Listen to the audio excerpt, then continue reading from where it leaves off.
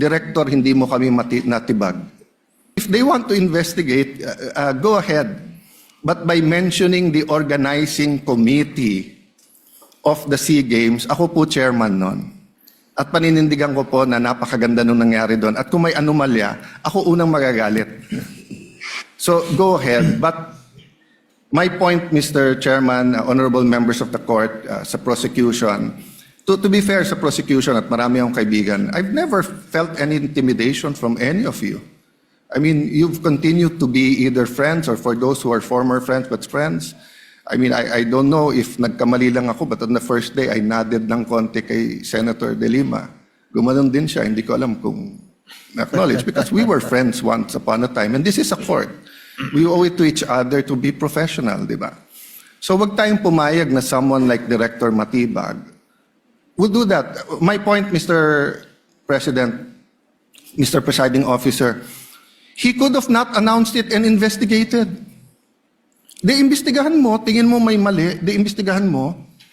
But it is unfair to me and unfair to the court that kung kailan siya patatawag siya sa Monday, intimidate mo ako, hindi kita tatanungin sa Monday dahil mag-a-announce ka na iimbestigahan mo.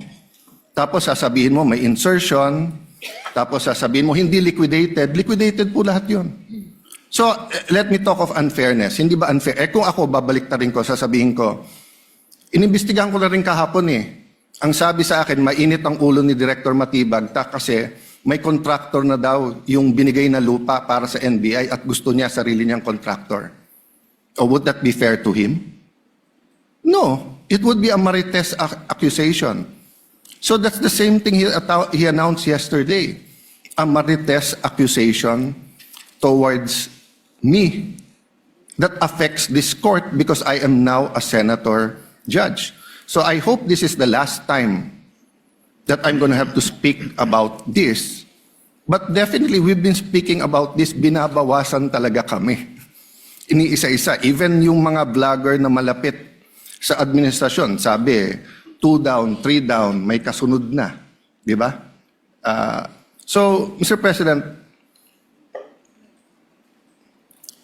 I want this impeachment to be a test that the 1987 Constitution works and that despite political differences, the prosecution and defense, I saw them after the first or second day, nagkakamayang kayo, nagkakamustahan.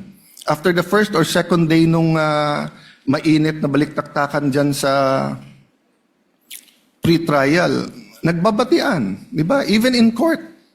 So we can't help but be emotional. We can't help but get mad at what we think is disgusting or sometimes crossing the line. But is there any question that for this verdict, whether it's for conviction or acquittal, to be accepted by the Filipino people, we have to make sure that the integrity of the court is intact. I will admit to you, nahirapan po ako. Wala si Senator Marcoleta. Iilan lang po kaming abogado dito. Si Senator Pangilinan, Senator Cheese, si Aimee is a law graduate, di ba? Pia. Senator Pia, Bam is a second-year law student and I'm encouraging him na tapusin niya. Total review na yung nangyayari ngayon. But it's not easy. 24 lang kami, nabawasan na ng 3. So I hope this issue of the integrity of the court becomes an issue for all of us. No, I'll repeat what I said when I was Senate President. Director, hindi mo kami natibag. So wag mo try itibagin tong representation na to o itong impeachment court because what you're doing is not helping. Investigate whatever you want to investigate. You want to investigate, ba't ako nagpatubo ng balbas? Investigate mo, no problem with me. Pero wag mo nang i-announce kasi nga naaapektuhan yung integrity ng court. Thank you for the leeway, Presiding Officer. Thank you, Senator Judge.